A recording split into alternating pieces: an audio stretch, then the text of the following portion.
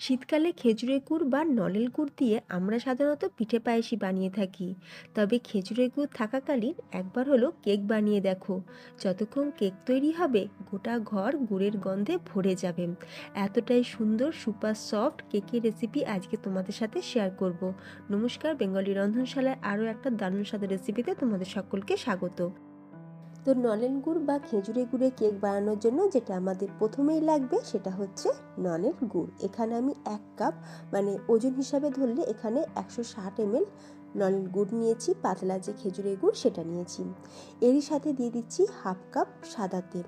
তোমরা চেষ্টা করবে যে একদম লাইট যে সাদা তেল সেটা ব্যবহার করার, আর তেলের মধ্যে যেন কোনো রকম স্মেল না থাকে, তো এটা একটুখানি লক্ষ্য রাখবে। তো তেল আর গুড় আমরা খুব ভালো করে একসাথে মিক্স করে নেব। তোমরা যদি এখানে পাটালি গুড় ব্যবহার করো সেক্ষেত্রে পাটালি গুড়টাকে ছোট ছোট টুকরো করে নিয়ে তারপরে উষ্ণ গরম জলেতে দিয়ে গুড়টাকে গলিয়ে নেবে। নেওয়ার পর গুড়টাকে কিন্তু ছেঁকে নেবে। অনেক সময় পাটালি গুড়ের মধ্যেও কিন্তু নোংরা থাকে, তো ছেঁকে নিয়ে তারপর গুড়টা ব্যবহার করবে। এরপর এর মধ্যে দিয়ে দিচ্ছি 1 কাপ ফ্যাটানো টক দই। টক দই দিয়ে এবার আমরা খুব ভালো করে এটাকে মিশিয়ে নেব। যেহেতু আমরা ডিম ব্যবহার করলাম না, সেই জন্য দিয়ে দিচ্ছি টক দই। তোমরা যদি ডিম দিতে চাও সেক্ষেত্রে তোমরা 2টো ডিম ভেঙেও দিয়ে দিতে পারো। এবার টক দই দিয়ে খুব ভালো করে আমরা ফেটিয়ে নিয়েছি।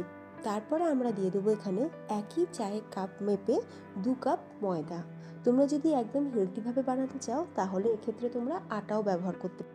তো ময়দাটাকে অবশ্যই ভালো করে চেলে নিতে হবে। তো 2 কাপ ময়দা আমি দিয়ে দিলাম। আর এই কেকের টেস্ট আরও বাড়াতে দিয়ে দিচ্ছি একটু অল্প সামান্য মিল্ক পাউডার বা গুঁড়ো দুধ। 10 টাকার যে গুঁড়ো দুধের প্যাকেটগুলো পাওয়া যায়, তো সেই প্যাকেট 1 প্যাকেট দিয়ে দিলাম পুরোটাই। আর একদম হাফ পিঞ্চ মতন দিয়ে দিচ্ছি একটু নুন। কেকের মধ্যে দেখবে মিষ্টির ব্যালেন্সটা খুব ভালোভাবে আসে। এবার সব কিছু দেওয়া হয়ে গেছে, খুব ভালো করে আমরা এবার এটাকে মিশিয়ে নেব। যেহেতু ময়দা দেওয়া আছে, তো লক্ষ্য রাখবে যাতে ময়দার কোনো রকম দলা ভাব না থাকে, মানে খুব ভালো করে এটাকে ফাটাতে হবে। এই ব্যাটারটা যত ভালোভাবে ফাটানো হবে কেকটা দেখবে তত নরম তুলতুলে আর স্পঞ্জি তৈরি হবে। মানে এতটাই সফট যে তুমি কাটবে কি কাটার আগেই যেন মনে হচ্ছে ভেঙে যাবে। তো ভীষণই নরম তুলতুলে আর সফট তৈরি হয়েছিল, আর সেটা আমি তোমাদের ভিডিও শেষে দেখিয়েও দেবো যে কতটা সফট হয়েছে। তো দেখো খুব ভালো করে আমরা ময়দাটা সুন্দর করে ফেটিয়ে নিয়েছি। ব্যাটারটা যেহেতু এখন একটু ঘন আছে, তো আমরা এখানে দিয়ে দিচ্ছি দুধ। এখানে আমি 1/2 কাপ পরিমাণে দুধ নিয়েছি।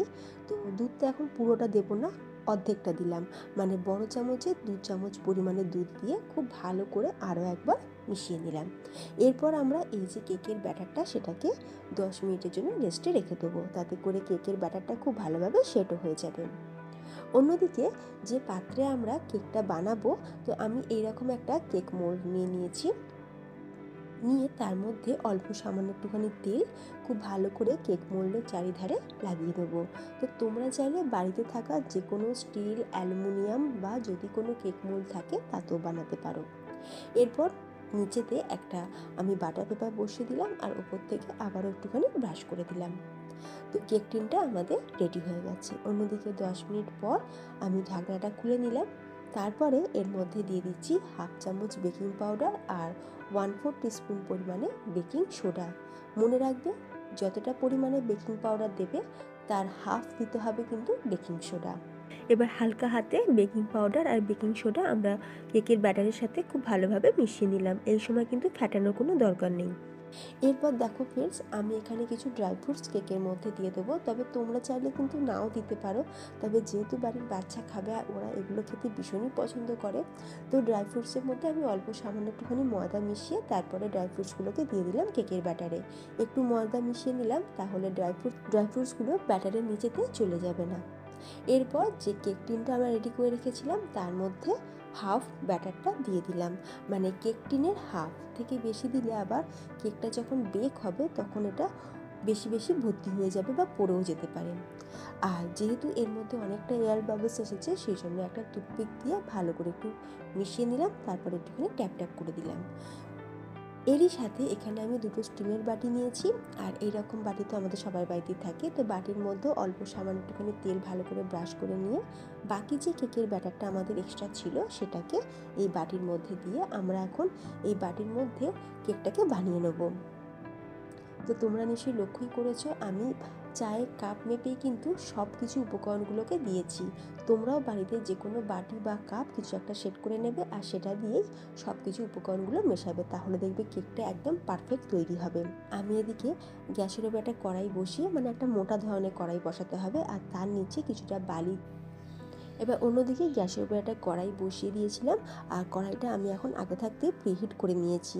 গ্যাসের ফ্লেমটাকে মিডিয়ামে রেখে কড়াইটা আমি 5 মিনিট প্রিহিট করে নিয়েছি। আর কড়াইয়ের মধ্যেতে আমি একটু নুন দিয়ে দিয়েছিলাম, তবে তোমরা চাইলে বালি দিয়েও কিন্তু করতে পারো। তার উপরে একটা ছোট্ট বাটি বসিয়ে তার উপরে বসিয়ে দিলাম কেক টিনটা দিয়ে। এবার আমরা কড়াইয়ের ঢাকনাটা চাপা দিয়ে দেবো, আর ঢাকনার মধ্যে যে ছোট্ট একটা ছিদ্র থাকে সেটাকেও আমি চাপা দিয়ে দিলাম, মানে বন্ধ করে দিলাম।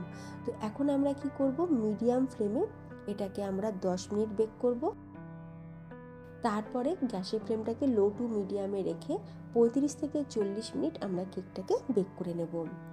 কেকটা পুরোপুরি বেক হয়ে যাওয়ার আগে, মানে 15 মিনিট পর আমি ঢাকনাটা খুলে দিয়ে ওপর থেকে কিছুটা ড্রাই ফ্রুটস আমি দিয়ে দিলাম। এতে করে কেকটা হয়ে যাওয়ার পর দেখতেও খুব সুন্দর লাগবে। ড্রাই ফ্রুটসগুলো যদি আমরা প্রথম থাকতে দিয়ে দিতাম তাহলে ড্রাই ফ্রুটসগুলো কেকের তলাতেই পড়ে যেত। তো ওই জন্য কেকটা 15 মিনিট বেক হয়ে যাওয়ার পর আমরা ড্রাই ফ্রুটসগুলোকে দিয়ে দিলাম।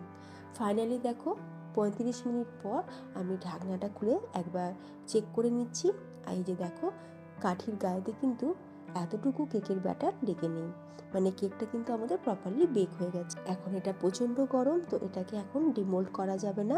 আমি একটা টাওয়াল দিয়ে এটাকে চাপা দিয়ে রেখে দেবো। ফিরে আসছি 20 মিনিট পর।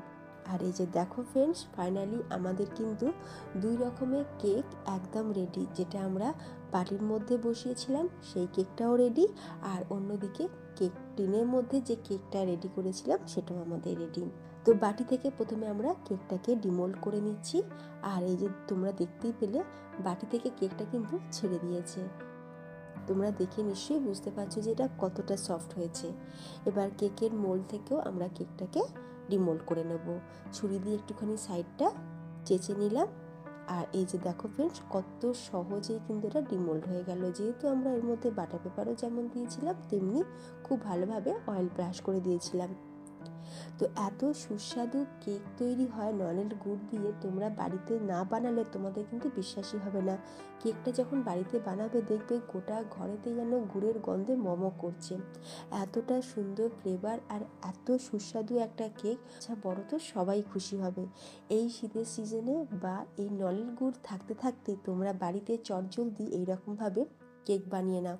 এইরকমভাবে কেক বানিয়ে তোমরা কিন্তু 4 থেকে 5 দিন এয়ারটাইট কন্টেনারে রেখে স্টোরও করতে পারো। বাচ্চাদের টিফিন বক্সও দিতে পারো, বাচ্চারা তো ভীষণই খুশি হবে। খুব সুন্দর খেতে হয়েছিল, দেখতেও কিন্তু অসাধারণ, ভীষণই স্পঞ্জি আর নরম তুলতুলে, একদম তুলোর মতন, যেটা মুখে দিলেই মিলিয়ে যাবে। আর আমি তোমাদের কেটেও দেখাচ্ছি, আর কাটাটা দেখে তোমরা নিশ্চয়ই বুঝতেই পারছো যে এটা কতটা সফট হয়েছে।